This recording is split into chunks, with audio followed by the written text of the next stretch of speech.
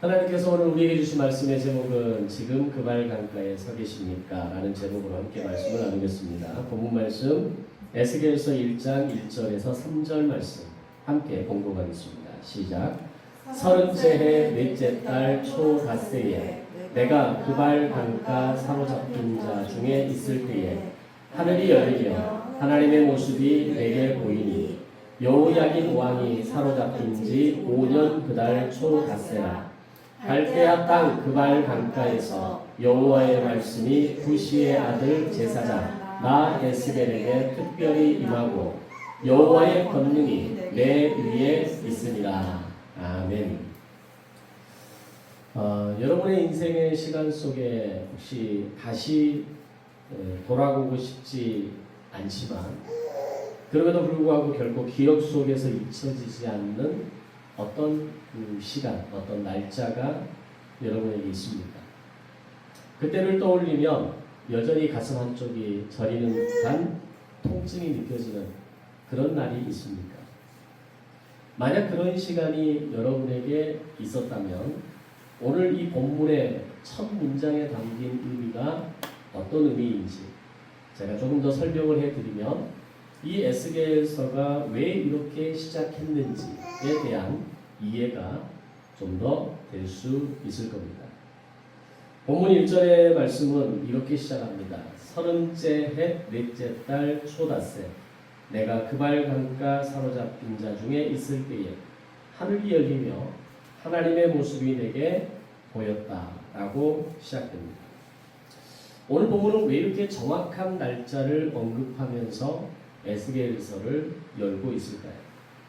지난 시간 제가 다니엘서를 마무리하면서 숫자에 대한 이야기를 드린 적이 있습니다. 성경을 읽을 때 성경에 기록된 시간과 숫자에 지나친 의미를 부여하지 말고 그날이 언제인가를 계산하는 것은 의미가 없다라는 말씀을 드렸습니다. 그런데 오늘 본문은 조금 다릅니다.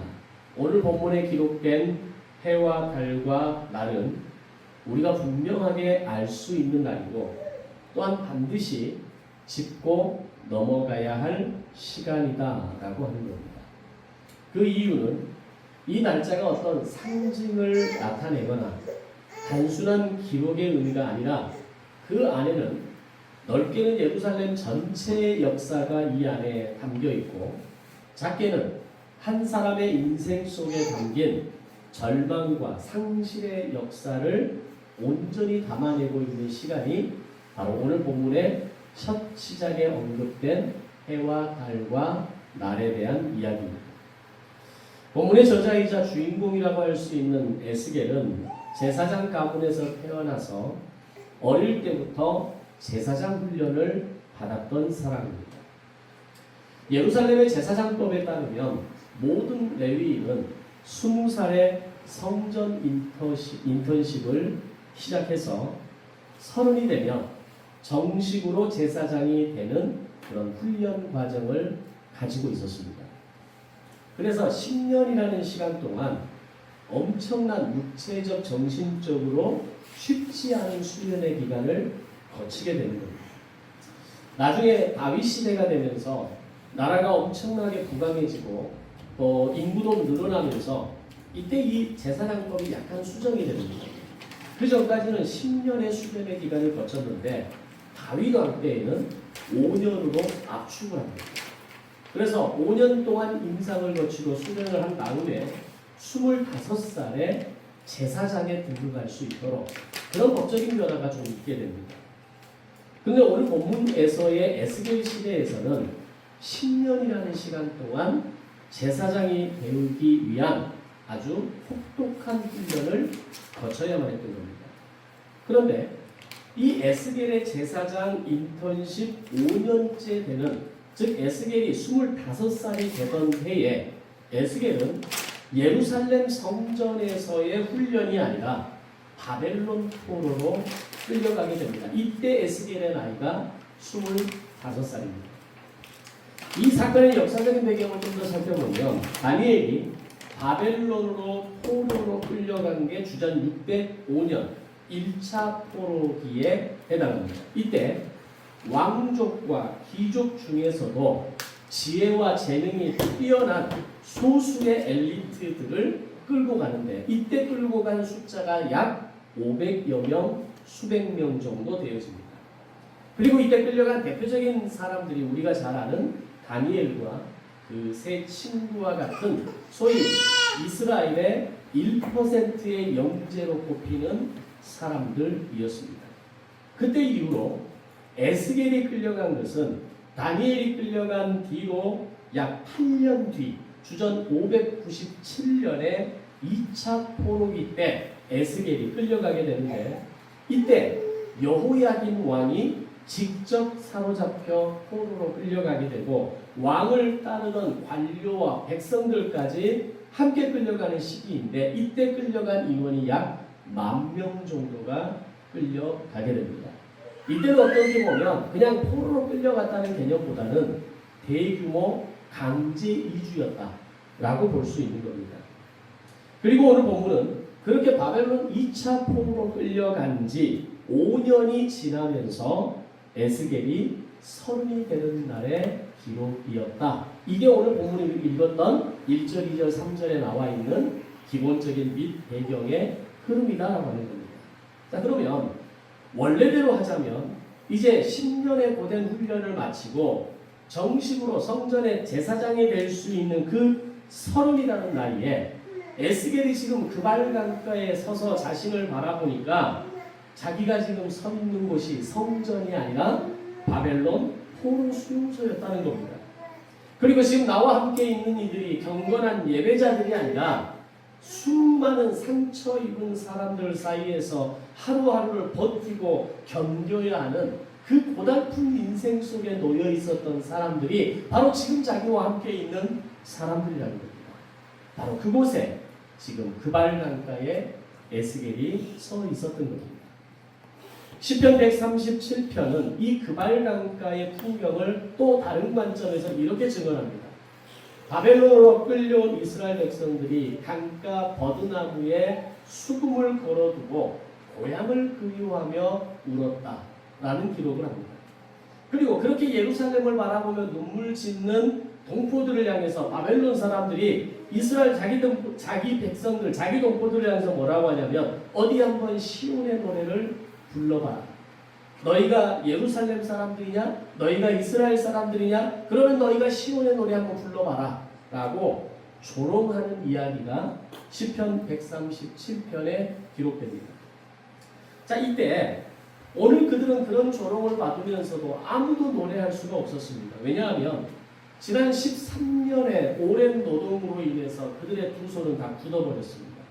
더 이상 악기를 연주할 수도 없었고 그 상황에서 그들의 눈빛은 절망과 고통으로 바뀌어져서 더 이상 아무런 노래도 아무런 희망을 얘기할 수 없는 바로 그런 시점이 오늘 그발 강가에 서 있는 에스겔, 바로 그 시기에 사람들의 모습이었다는 겁니다. 그렇게 서 있는 에스겔의 모습마저도 희망이 끊어진 자리였고 상실과 무력함이 가득하게 고여있는 바로 그런 자리가 오늘 에스겔이 서 있는 그발 강가였다라고 하는 겁니다. 자, 여러분은 과거와 현재 인생에 과연 어떤 그발 강가를 가지고 계십니까? 에스겔 스스로 생각해 볼 때도 참 비참하지 않겠습니까? 내가 이제 10년의 시간이 지나면 이제 5년만 더 지나면 제사장이 될 수 있고 그리고 오늘 내가 10년째 되는 30살이 되는 오늘 이 시간 어쩌면 예전에 그 고향 예루살렘에서 성전에서 제사를 돕고 하나님의 백성들을 제사를 돕는 이런 사람들이 될 수 있을 것인데 지금 내가 서 있는 게 과연 이게 어디인가? 라고 하는 그 밀려오는 그 슬픔과 그 비참함 속에 얼마나 많은 생각이 오고 있겠습니까? 우리가 인생을 살면서도 왜 나에게 이런 일이 일어나는가에 대한 그 그발 강가를 우리는 한 번씩 경험하게 됩니다. 어떤 사람에게는 가정이 그발 강가일 수 있습니다. 분명 한 집에 살고 있지만 서로의 마음이 나누어지지 않고 서로를 향한 기대와 모든 것들은 다 사라지고 체념만 가득하다면 그것이 바로 그발 강가입니다. 어떤 사람에게는 일터가 그발 강가일 수 있습니다. 국내 한 노동환경 실태 조사에 따르면 직장인 3명 중 1사람이 상사나 동료로 인해서 출근 자체를 두려워한 경험이 있다라고 응답했다고 합니다. 우리 보통 병원에서 태움이라고 이야기하죠. 그런 수많은 직장 상사와 동료와의 관계 속에서 불편한 관계로 인해서 스트레스를 받고 내가 직장에 나가는 게 너무너무 두려워. 그냥 내가 좀 쉬고 싶고 놀러 가고 싶다. 이런 차원이 아니라 직장에 나가는 그 자체가 고역이고 고통이고 아픔으로 느끼는 사람들이 있다는 겁니다. 그러면 그 사람에게 일터는 그발강가입니다. 소상공인 자영업자들에게는 하루하루 늘어나는 임대료와 24시간 일주일을 쉬지 않고 일해야만 겨우 하루하루가 유지될 수 있다면 바로 그것이 그발강가가 될 수 있는 겁니다.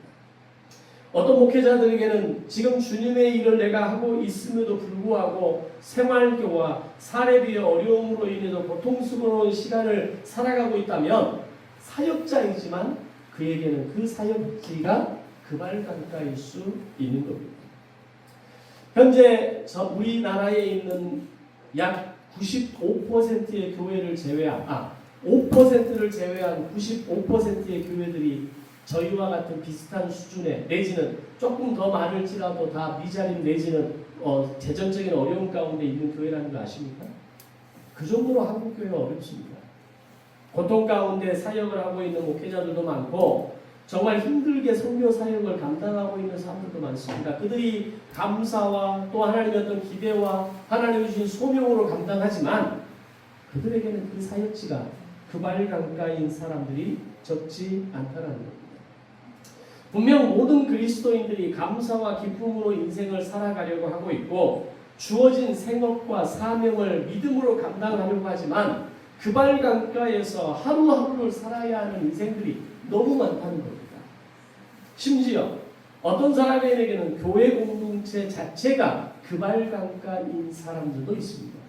오늘 권사님 기도해 주실 때 서로에 대해서 기도하고 격려하고 서로가 함께 마음을 나눌 수 있어서 감사하다는 이야기를 했죠. 그러지 않은 교회, 그러지 못한 교회도 의외로 많이 있습니다.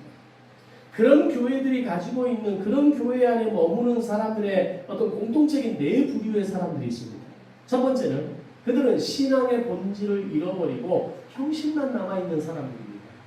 왜 예수를 믿는지, 왜 하나님을 섬기는지에 대한 본질적인 물음 없이 내가 그냥 어렸을 때부터 교회에 나왔으니까 내가 지금 여기에 터줏대감 같이 오늘 내가 여기서 아주 중심적인 위치에 있으니까 단지 이런 습관으로만 신앙생활을 하는 사람들이 있다는 겁니다.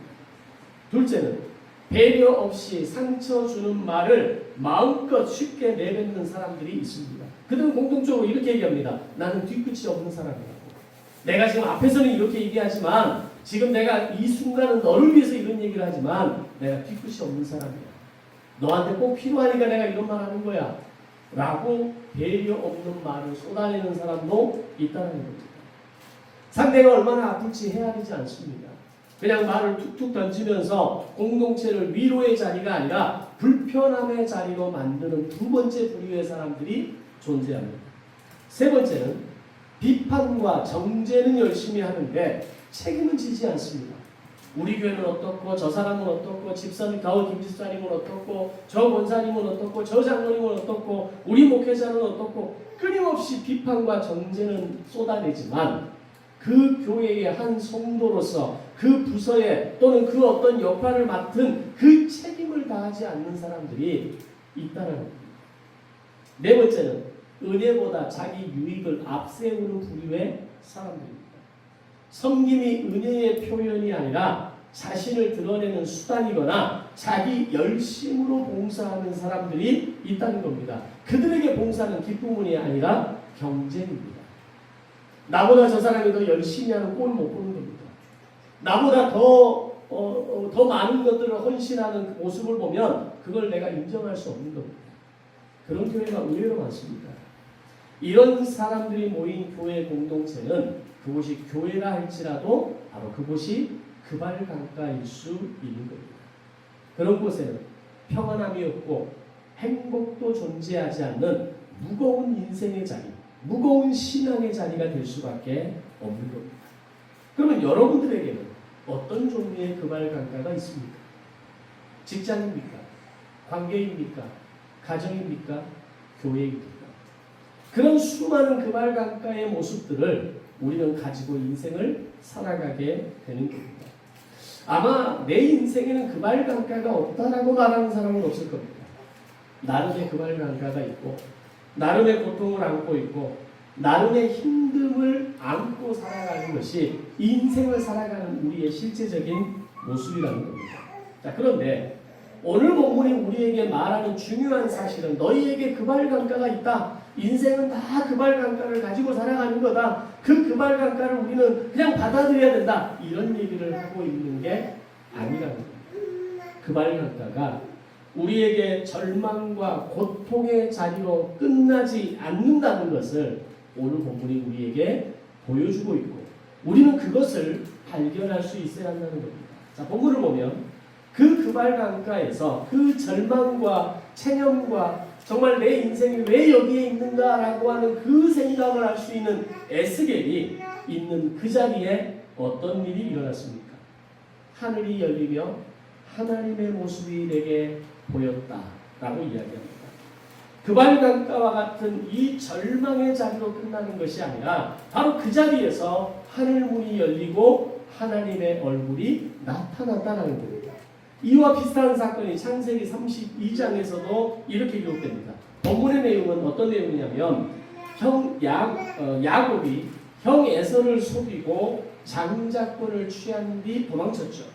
그리고 이제 크게 성공해서 형한테 미안한 마음으로 형과 화해를 하기 위해서 고향으로 돌아가고 있는 장면이 창세기 32장의 내용입니다.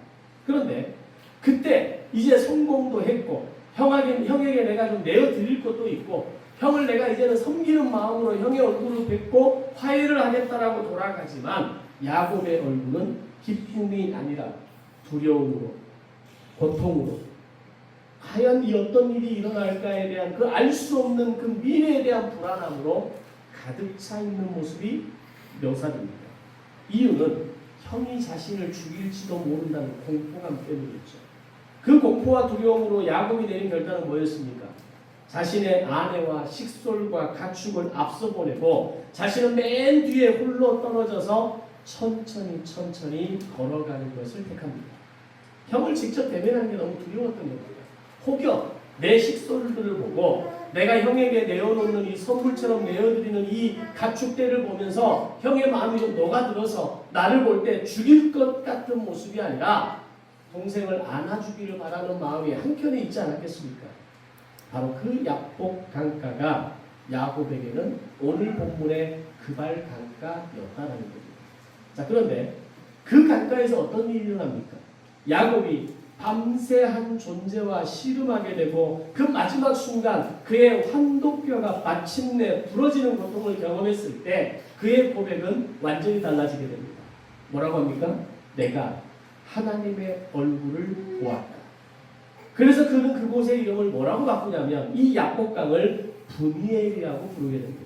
분이엘이라는 이름의 뜻은 하나님의 얼굴이라는 뜻입니다. 내가 이곳에서 하나님의 얼굴을 봤다는 겁니다. 고통 가운데, 염려 가운데, 두려움 가운데 이 야복강을 터벅터벅 걸어가고 있는 이곳에서 내가 하나님의 얼굴을 보았다는 겁니다. 그리고 나서 형 에서를 만났을 때 오늘 이 야곱이 형을 향해 뭐라고 고백하냐면 내가 형님의 얼굴을 배운 즉 하나님의 얼굴을 본 것과 같습니다. 이건 아첨의 말이 아닙니다.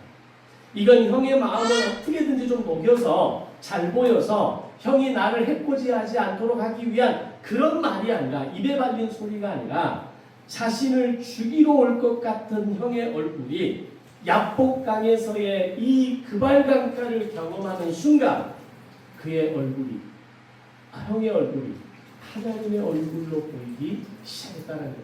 뭐가 바뀐 겁니까? 마음이 바뀐 거죠. 자신의 마음이 두려움과 고통으로 인해 형을 무서워하는 마음이 아니라 그 하나님의 얼굴을 대면한 그 사건 이후로 모든 게 하나님의 얼굴을 보는 것과 같고 모든 게 기대가, 모든 게 소망으로, 모든 게 기쁨으로 바뀌었다는 겁니다. 바로 그 순간 야곱의 상황은 아무것도 바뀌지 않았습니다.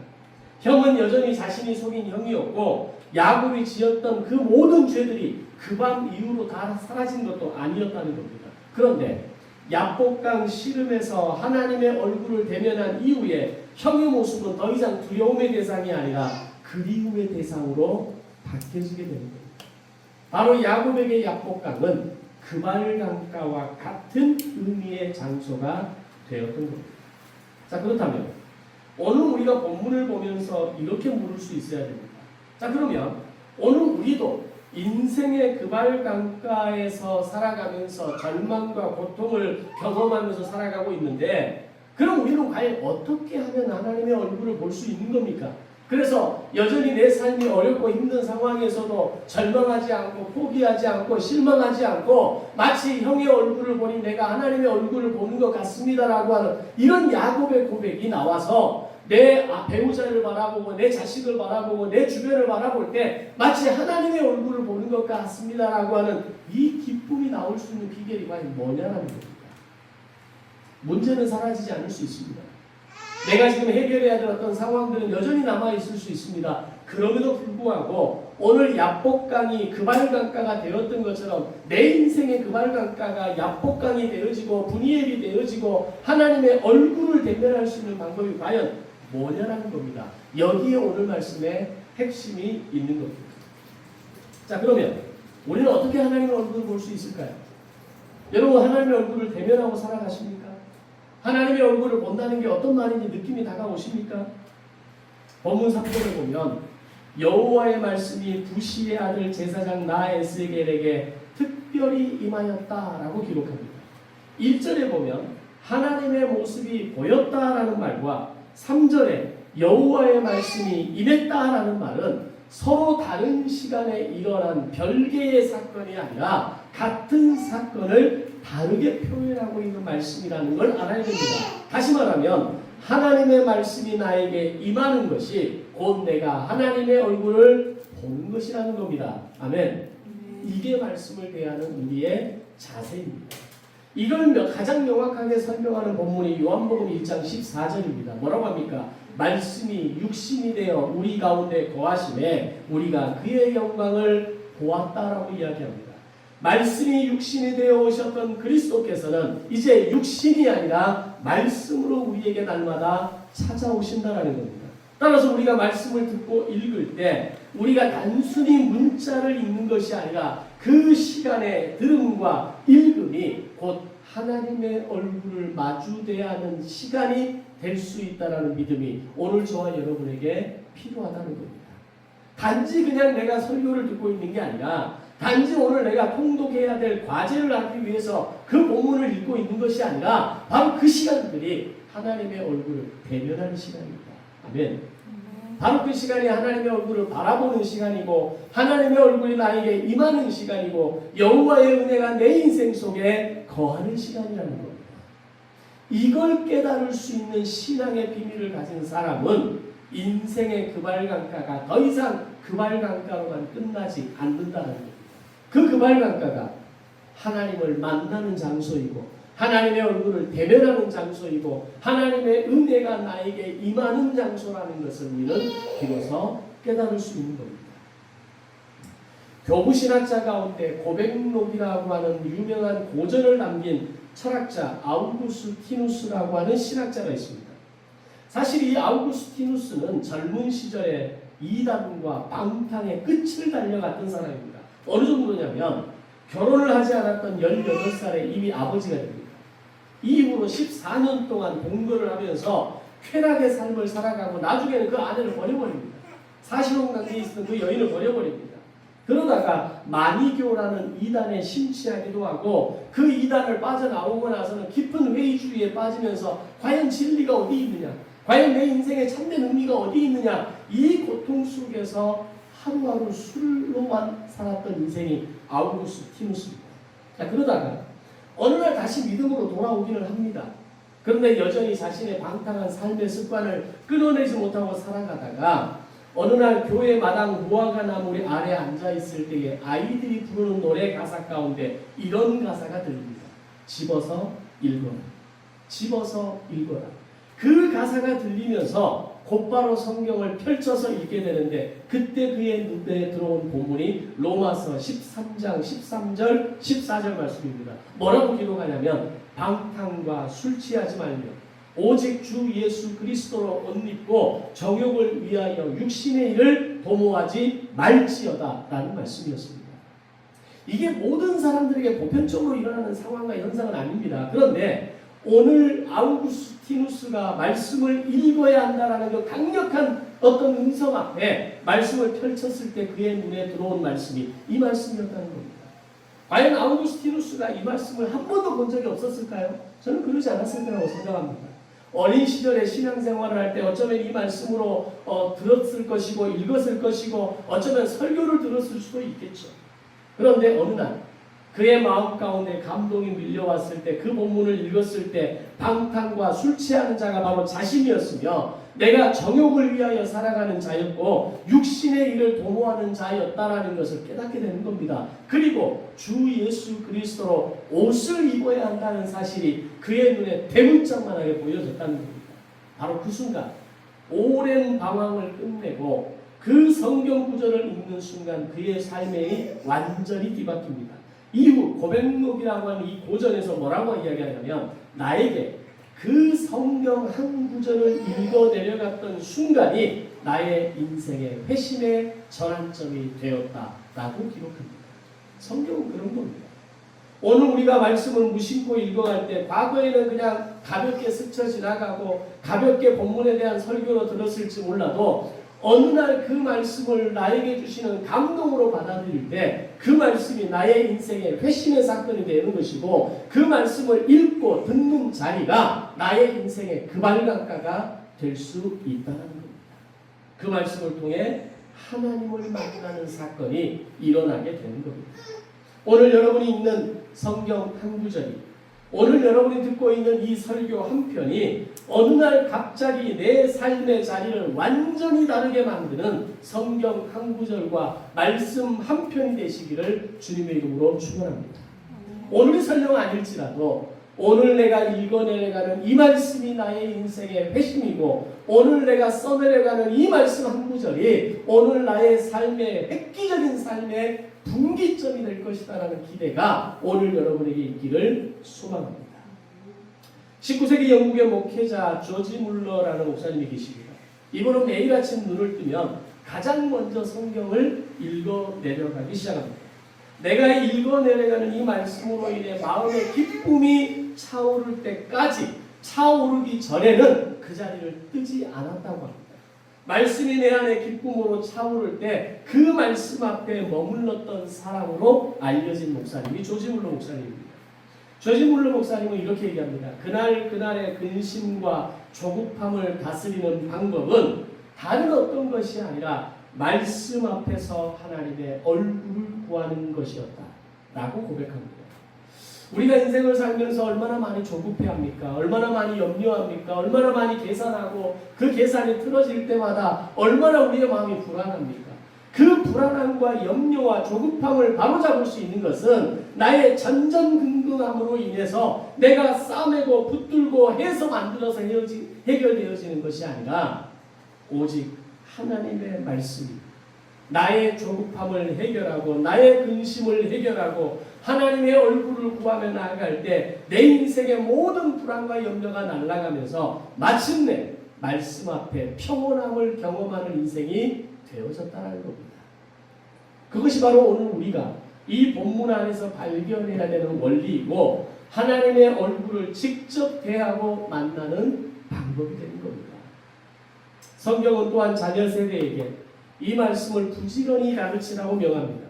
신명기 6장은 이렇게 얘기합니다. 자녀들에게 하나님의 말씀을 앉을 때든지 누울 때든지 강론하라고 명령합니다. 이 말은 무슨 말이냐면 그것이 자녀가 알아듣는 말이든 알아듣지 못하던 말이든 그의 귀에 하나님의 말씀과 은혜를 들려주라는 겁니다. 밥을 먹을 때에도 아침에 눈을 뜰 때에도 밤에 잠을 자기 전에도 들려주고 알게 하라는 겁니다. 알아서 듣는 게 아니라 알려지고 그것이 그 마음에 새겨지는 과정을 통해서 그렇게 하라는 겁니다. 자녀를 키울 때 그걸 언제까지 할 수 있습니까? 태어나기 전 태중에 있을 때부터 초등학교 고학년이 되기까지 직접적으로 가능한 나이가 바로 그 시기입니다. 유대인 그 나이를 언제로 보냐면 8세 이전으로 봅니다.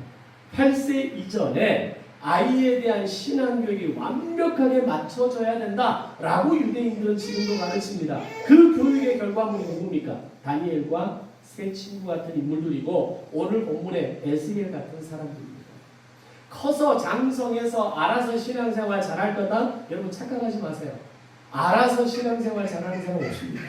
우리 서한이 저렇게 어렸을 때부터 알아먹든지 못 알아먹든지 아침에 눈을 뜨면서 하나님께 같이 기도하고 밥 먹을 때 같이 기도하고 잠자리에 들기 전에 같이 기도하면서 이 아이를 너를 하나님이 사랑한단다. 엄마 아빠가 너를 사랑하지만 엄마 아빠보다 너를 더 많이 사랑하는 분이 하나님이셔. 이 얘기를 들려줄 수 있어야 한다는 겁니다.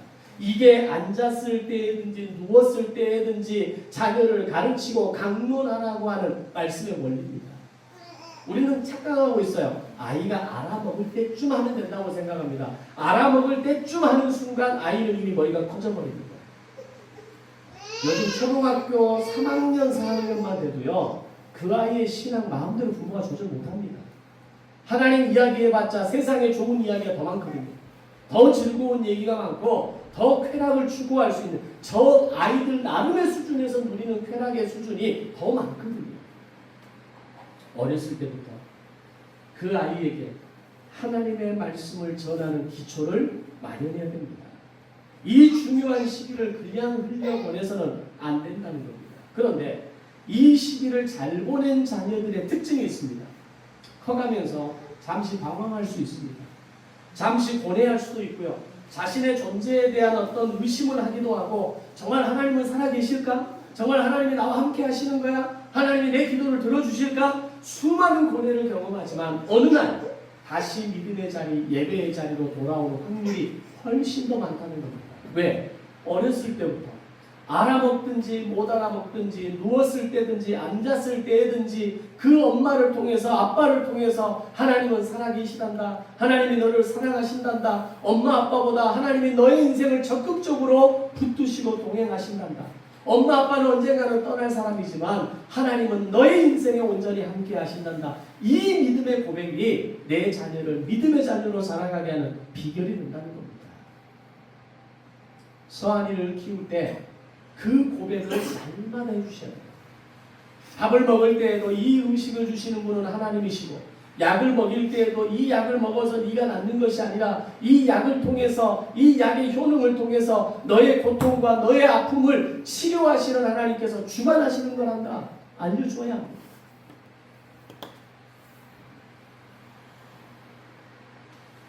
우리가 왜 자녀를 그렇게 키워야 할까요? 왜 그렇게 어렸을 때부터 알아먹지 못하는 순간에서 전혀 인지 능력도 없고 이성 능력도 없는 그 순간부터 그렇게 해야 되는 이유가 뭘까요?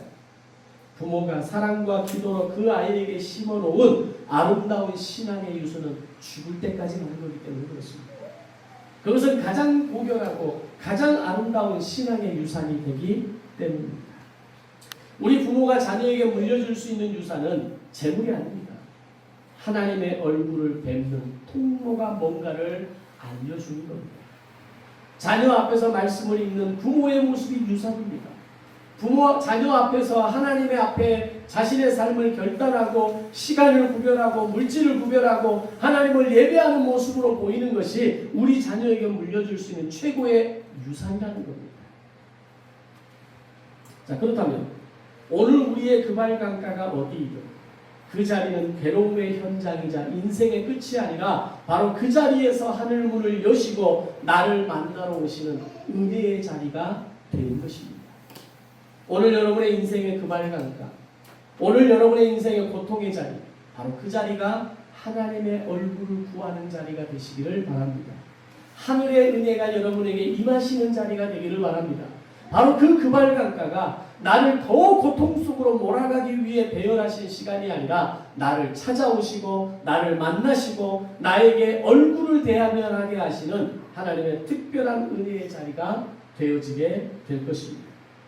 그분은 신령한 빛이나 신비한 소리로 우리에게 다가오시는 것이 아니라 바로 말씀을 통해 들려주시는 말씀, 내가 읽어내려가는 말씀을 통해 나를 만나러 오시는 분입니다. 이제 말씀을 마무리하면서 여러분에게 세 가지 도전을 드립니다. 첫 번째 도전은 말씀을 펼 때마다 문자가 아니라 하나님의 얼굴을 마주하는 믿음으로 말씀을 대하시기를 바랍니다. 성경을 읽는 시간을 정보 습득의 시간이 아니라 성경을 읽어가는 시간, 좋은 설교를 듣는 시간이 세바시를 듣는 그런 시간이 아니라 내가 지금 하나님의 얼굴을 대면하는 시간이라고 하는 의식을 가질 때 나의 인생의 그발 강가를 이제는 하나님의 얼굴을 배우는 영광의 자리로 만들어갈 줄로 믿습니다.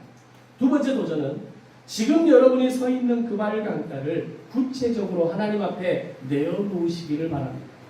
그발 강가는 내가 끼고 싸매서 해결될 수 있는 자리가 아닙니다.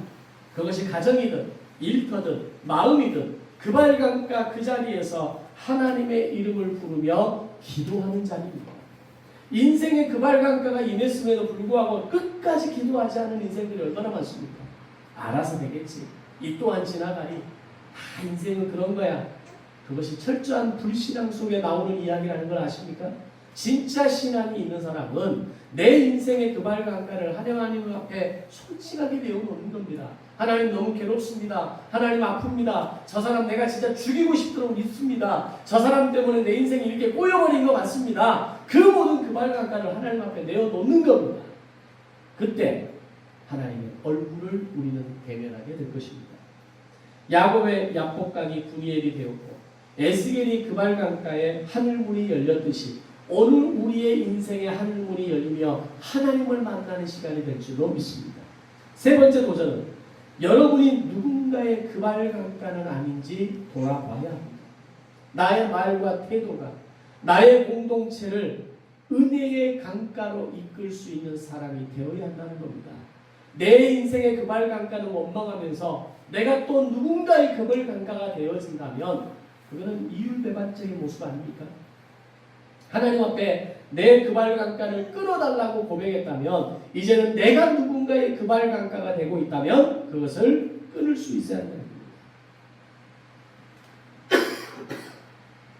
여러분이 서 있는 그 자리 그발 강가 같은 고통과 염려의 자리가 하나님의 얼굴을 뵙고 하나님의 얼굴을 대면하는 복된 자리가 되시기를 주님의 이름으로 축복합니다. 함께 우리 말씀을 생각하며 기도하겠습니다.